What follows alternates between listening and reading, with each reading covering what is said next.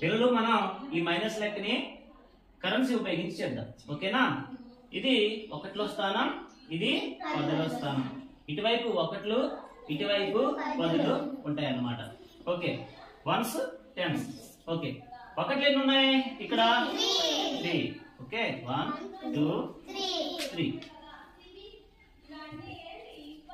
మరి 10లు ఎన్ని ఉన్నాయి? 1 2 3 4. మరి 3 - 6 చేయగలమా? ఓకే, చేయలేం కాబట్టి పక్క నుండి 10 తీసుకోవాలి. తీసుకోవాలి. మరి ఇది 1లో స్థానం కాబట్టి ఈ 10ని కూడా మనం 1లుగా మార్చుకుంటాను.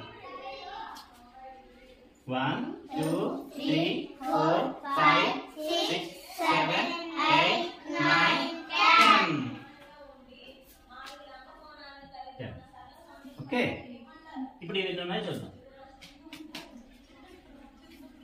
1 2 3 4 5 6 7 8 9 10 11 12 13. 13 నుండి ఎంత మైనస్ చేయాలి? 6. Very good, 6. 1 2 3 4 5 6. ఇప్పుడు ఎన్ని ఉన్నాయో చూద్దాం. ఓకే, 1 2 3 4 5 6 7. ఎన్ని ఉన్నాయి? 7. సో 7. ఓకే, నెక్స్ట్ ఇక్కడ ఎన్ని ఉన్నాయి చూద్దాం. 10లు 1 2 3 ఉన్నాయి.